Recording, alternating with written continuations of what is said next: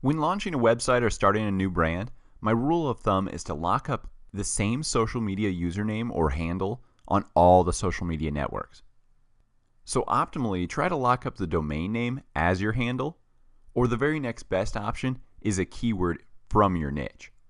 So as an example, Nike, I would love to lock up the handle Nike because I already have Nike.com.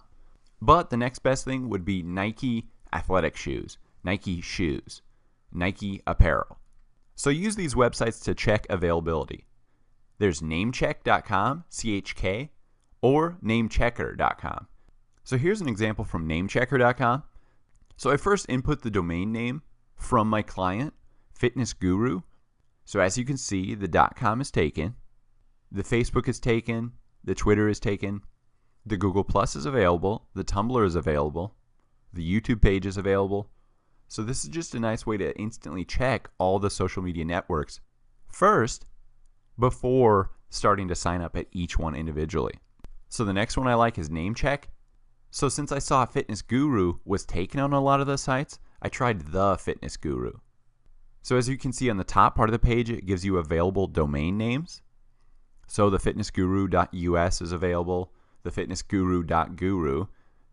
So that makes me think maybe I should check the fitness.guru to see if that's available.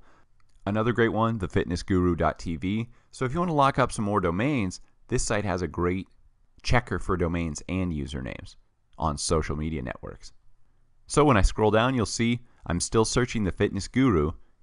This one is actually available on less platforms. No Facebook, no Blogger, no YouTube, no Twitter, no Pinterest.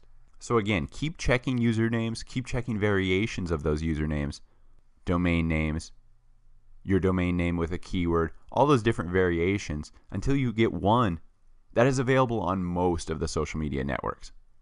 So don't fret if your handle is already taken or locked up on these social media networks. Just try some of these tips. Look at the first example, Julia. Obviously her name's pretty long. Possibly it was taken or people misspell it, so she just put official JLD. So think about using the term official in front of the initials for your brand. The next one, Donald Trump.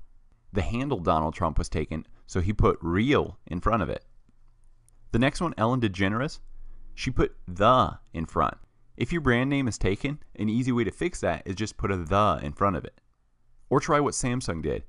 Make it specific to the region your brand targets, especially if it's local. Maybe you can put the state name after it, or your country. As you'll see in the top left there, Cyberdust, that's an application meant for mobile devices. So Cyberdust was taken, but they added app at the end of it. That even helps people understand instantly, oh, that's an application.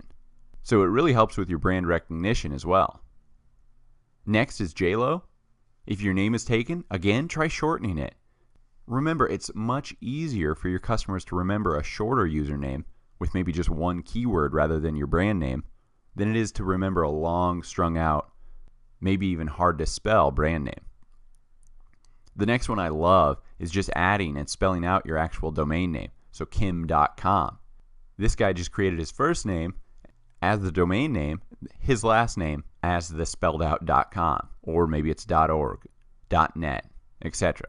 Now in the bottom left, at skateboard. Like I said, if your brand name is taken, if your domain name is taken, try just locking up a great keyword. Whatever your main keyword search term is for your product or your service, try to lock that up. Another interesting angle is to put ask in front of your brand name. So ask Dr. Ruth. And finally, adding HQ at the end or co at the end, headquarters, company, incorporated, LLC, an easy way to still lock up your brand name and just throw the actual company incorporation sign at the end. If you're still stumped on trying to find a name, try namemesh.com.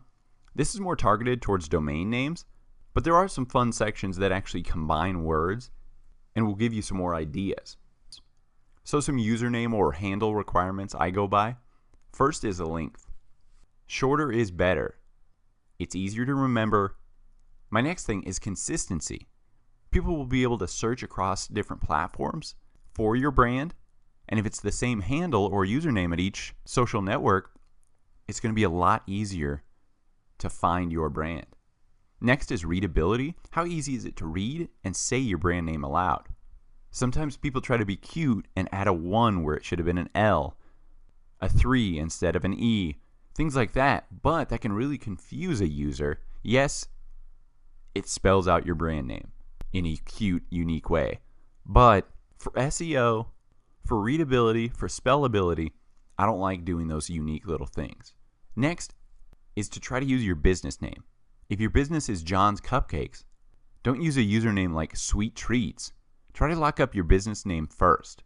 And like I said, if John's Cupcakes is taken, let's try Cupcakes alone. Let's try your specialty cupcake brand. Let's add John's Cupcakes, one more keyword after that.